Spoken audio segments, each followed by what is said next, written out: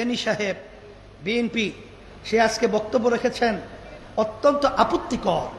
সেখানে আমাদের ব্যাপারে ভণ্ড শব্দ ব্যবহার করে, সেখানে সে ব্যবহার করে আমরা নাকি ফ্যাসিস্টের সহযোগী ছিলাম।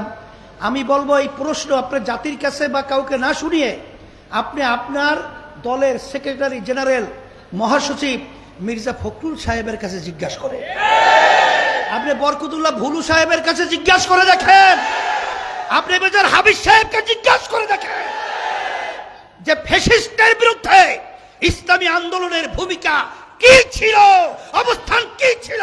মিথ্যা বলে দিনকে রাত্রে পালাবেন না, এর থেকে ফিরে আসবেন, এটা আপনাদেরকে অনুরোধ করছি।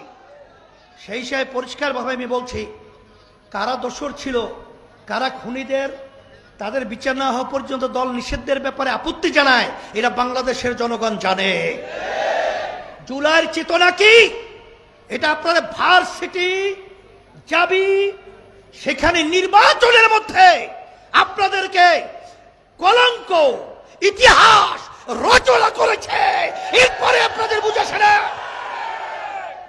এই জন্য আমি বলবো, যদি এখন আপনাদের এই বক্তব্য থেকে, যদি আপনাদের এই মন মানসিকতা থেকে এখনো যদি ফিরে না আসেন, আর কতদিন মায়ের কোল খালি হবে, আর কতদিন আমাদের দেশের টাকা বিদেশে পাচার হবে, আর কতদিন এই দেশের মানুষ লক্ষ লক্ষ মিথ্যা কেসের মাধ্যমে তাদের সংসার ধ্বংস হবে, এটা বাংলাদেশের জনগণ দেখতে চায় না।